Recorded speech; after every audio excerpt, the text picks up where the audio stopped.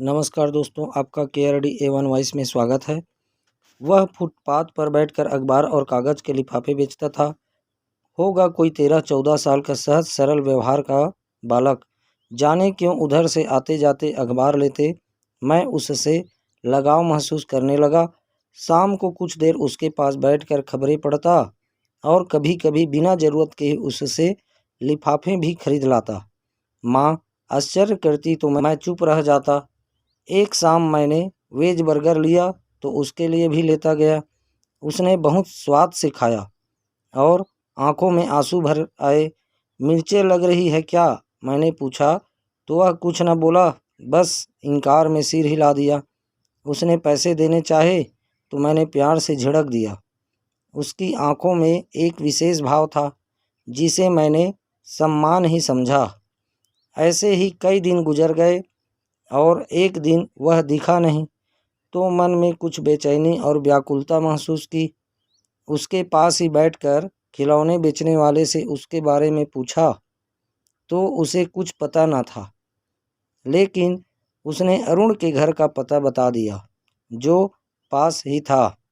मुझे घर जाने में देर हो रही थी, लेकिन मैं अपने कदमों को उसके घर की ओर उठने से रोक न सका। छोटा सा एक कमरे का घर था। दरवाज़ा खुला था, फिर भी मैंने खटखटा दिया, जिसे सुनकर एक स्त्री बाहर आई। जी कहिए। वह एक नितांत अपरिचित को सामने देखकर हैरान और असहज थी। अरुण का घर यही है ना? जी, अरुण मेरा बेटा है। आप कौन हैं? अरुण से मैं लगभग रोज़ ही मिलता हूँ। आज नहीं दिखा तो घर का पता खिलौने वाले से लेकर चला आया। आप अंदर आइए ना। उसके कहने के ढंग से उसके शिक्षित होने का एहसास हुआ। कमरे में अरुण बिस्तर पर पड़ा सो रहा था। प्लास्टिक की एकमात्र कुर्सी कोने में थी।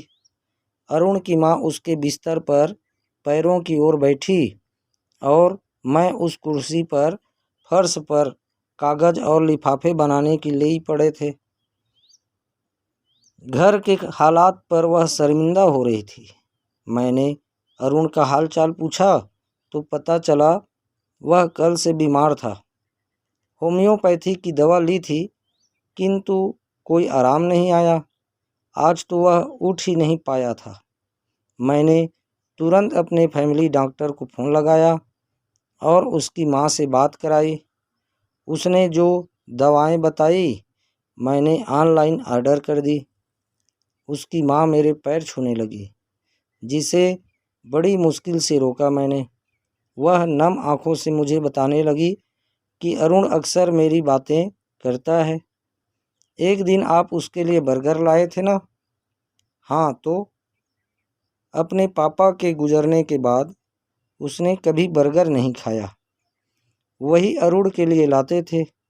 उसे बहुत पसंद था बर्गर। उसकी माँ ने साड़ी के पल्लू से आंसू पोंछे। उस दिन अरुण के बर्गर खाते हुए रोने का कारण जानकर मैं आश्चर्यचकित था। अरुण की माँ के वैधव्य और दुर्दशा की कहानी सुनकर मुझे दुख जरूर हुआ, लेकिन अरुण और उनके हौसले की मैंने दिल से दाद दी। वह और अरुण खुद लिफाफे बनाते थे। वह स्वयं 10वीं तक पढ़ी थी और अरुण को खुद पढ़ाती थी। अरुण ओपन स्कूल से हाई स्कूल की परीक्षा भी देने वाला था। घोर निर्धनता में ऐसा जज्बा मुझे बहुत अच्छा महसूस हुआ कि मैं ऐसे खुददार परिवार के कुछ काम आया। दोस्तों, यह छोटी सी कहानी आपको पसंद ज़रूर आई होगी। साथियों, हमें अपने आसपास इसी प्रकार अनजाने में ही किसी से लगाव और संबंध बन जाता है, जो हमारे लिए महत्वपूर्ण होती है, जो निस्वार्थ होती है और अनमोल होती है। दोस्तों, अगर आपको यह कहानी पसंद आई तो लाइक और कमेंट अवश्य कीजिए।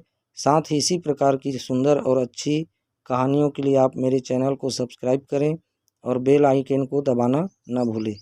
धन्यवाद।